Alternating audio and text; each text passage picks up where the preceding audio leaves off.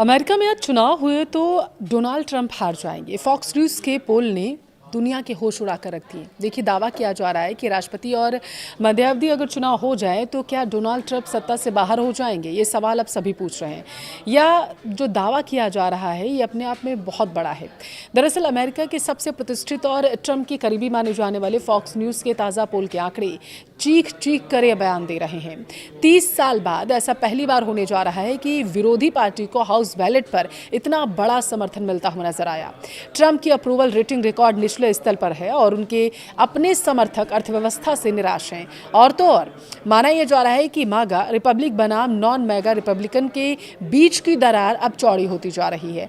आज के इस वीडियो में मैं समझाऊंगी कि फॉक्स न्यूज़ पोल के इस झटकेदार आंकड़े का आखिर पूरा गणित क्या है, आखिर ट्रंप से चूक कहां हुई है। वीडियो काफी दिलचस्प है, इसलिए लास्ट तक जरूर देखिएगा। नमस्कार, आपके साथ मैं पल्लवी रविंद्र सिंह।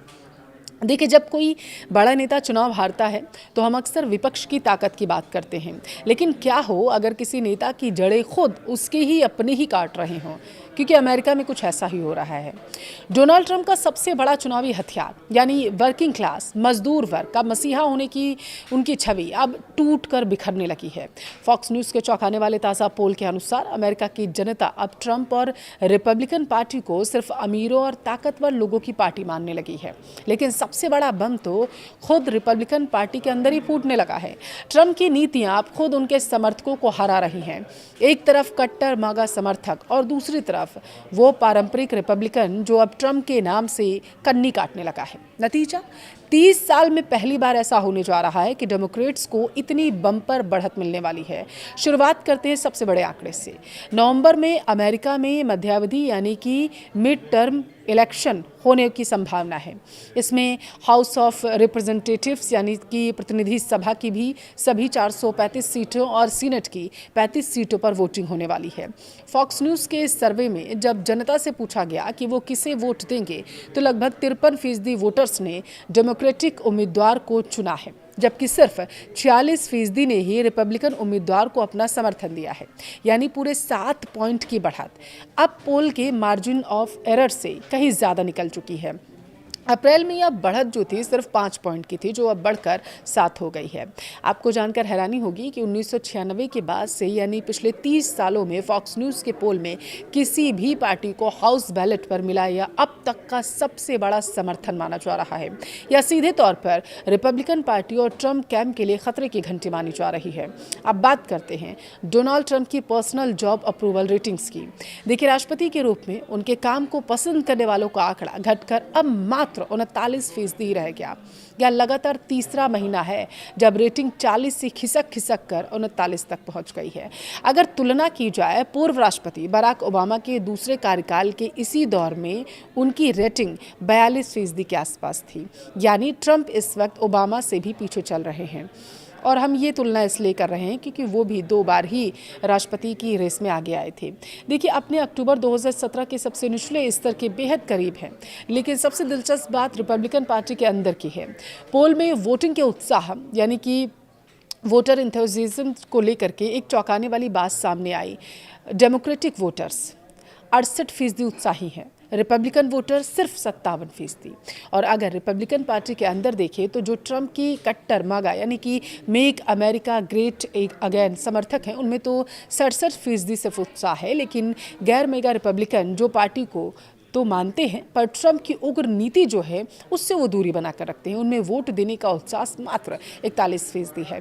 यानी ट्रंप की नीतियों से खुद उनकी ही पार्टी का एक बड़ा धड़ा जो है वो अलग थलग खुद को महसूस करने लगा। आखिर जनता ट्रंप सरकार से इतनी नाराज क्यों है?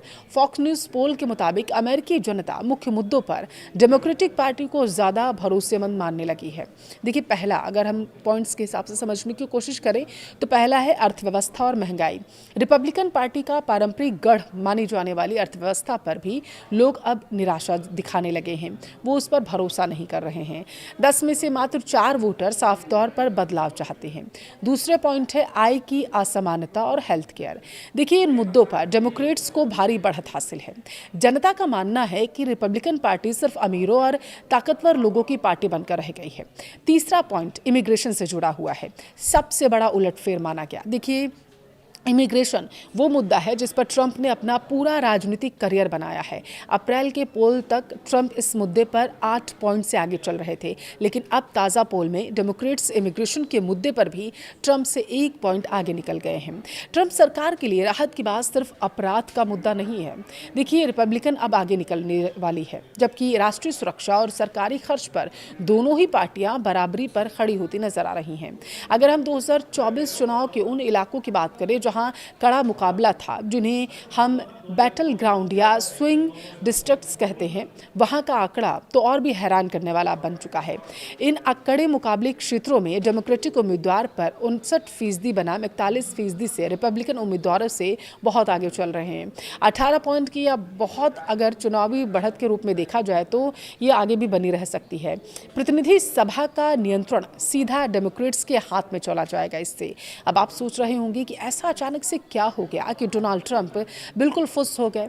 तो चलिए अब आपको ट्रंप के फैसलों के बारे में जरा बताते हैं, जिन्होंने डोनाल्ड ट्रंप की साख को बंटा लगाने का काम कर दिया है।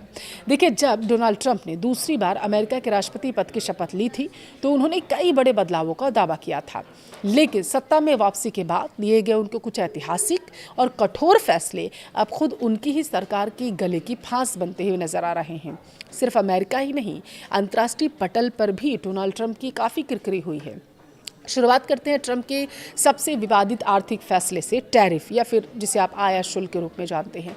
देखिए, 2025 की शुरुआत में ट्रंप ने international emergency economic powers act का इस्तेमाल करते हुए लगभग सभी देशों से आने वाले सामानों पर भारी भरकम लिबरेशन डे टैरिफ लगा दिया था।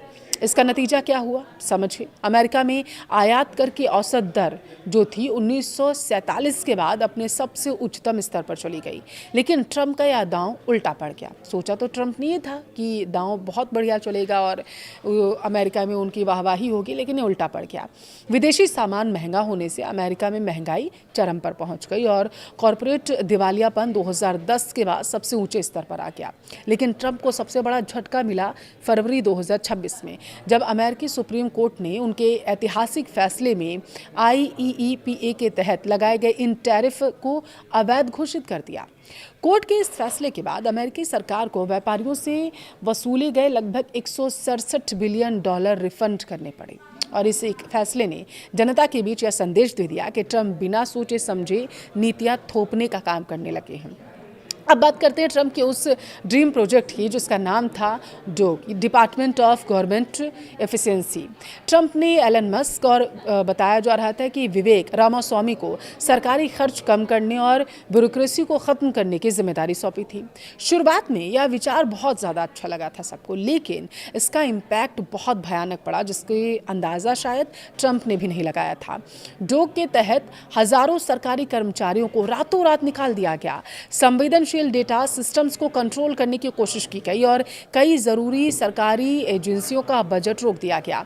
जनता का गुस्सा तब फूटा जब मस्क के खिलाफ टेस्ला टेकओवर नाम का देशव्यापी आंदोलन शुरू हो गया। लोगों ने न्यूयॉर्क, सैन फ्रांसिस्को और कई शहरों में टेस्ला शोरूम के बाहर भारी भरकम प्रदर्शन किया। यहां तक कि कई सरकारी कर्मचारियों ने विरोध में इस्तीफे दे दिए।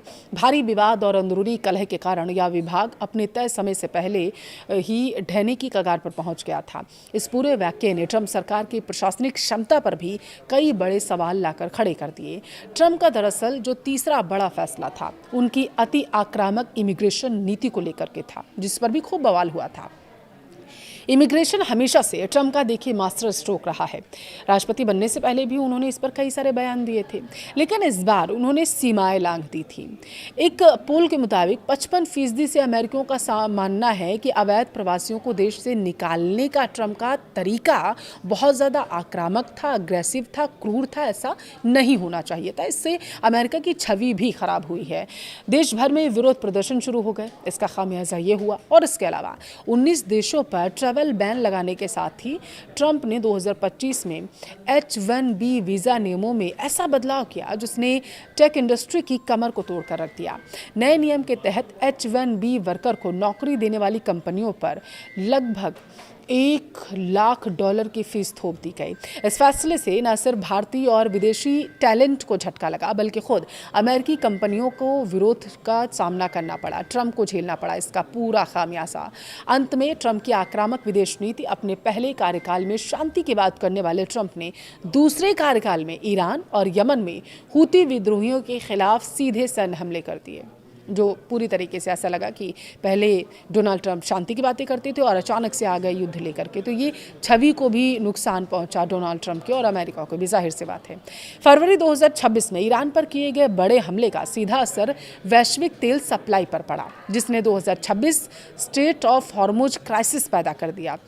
इसके परिणाम स्वरूप अमेरिका में ईंधन यानी कि फ्यूल क्राइसिस होने लगे, गैस की कीमतें आसमान छूने लगी। आम अमेरिकी नागरिक जो पहले से महंगाई से जूझ रहा था, उसके लिए अब बर्दाश्त से बाहर हो गया। ट्रंप का दूसरा कार्यकाल तेजी से बदलाव लाने की कोशिश तो कर रहा था, लेकिन इन बड़े फैसलों को लागू करने के तानाशाही रवैये ने खुद उनकी ही नींव हिला दी। टैरिफ से आई महंगाई, डोक के कारण मची प्रशासनिक उथल-पुथल, क्रूर इमिग्रेशन नीतियां और युद्ध के खतरों ने उनकी समर्थकों को भी सोचने पर मजबूर कर दिया। और इस पूरे फॉक्स न्यूज़ पोल का लबोलुआब यह नहीं है कि डेमोक्रेट्स अचानक से बहुत लोकप्रिय हो गए। असली कहानी यह है कि ट्रंप का अपना ही बुना हुआ जाल अब उन पर भारी पड़ने लगा। जिस इमिग्रेशन के मुद्दे पर उन्होंने सत्ता पाई थी, सत्ता में वापसी की थी, आज उसी पर वो पिछड़ चुके हैं। जो मेक अमेरिका ग्रेट अगेन यानी कि मगा का नारा उनकी ताकत था, आज वही नारा उनकी पार्टी को दो फाड़ कर चुका है। गैर मागा रिपब्लिकन का 41% पर सिमटा हुआ उत्साह यह बात का सबूत है कि ट्रंप को अब बाहर वालों से ज्यादा घर वालों से खतरा है और उन्हें संभल कर रहने की जरूरत है। नवंबर के मध्यावधि चुनाव सिर्फ यह तय नहीं करेंगे कि संसद में कौन बैठेगा, बल्कि यह भी तय करेंगे कि रिपब्लिकन पार्टी का भविष्य ट्रंप के साथ है या ट्रंप के बिना। क्या ट्रंप अपने कार्यकाल के बचे हुए समय से इस नुकसान की भरपाई कर पाएंगे, या फिर ये नीतियां रिपब्लिकन पार्टी का भविष्य हमेशा के लिए बदल देंगी? आपकी राय क्या है? कमेंट में ज़रूर बताएं।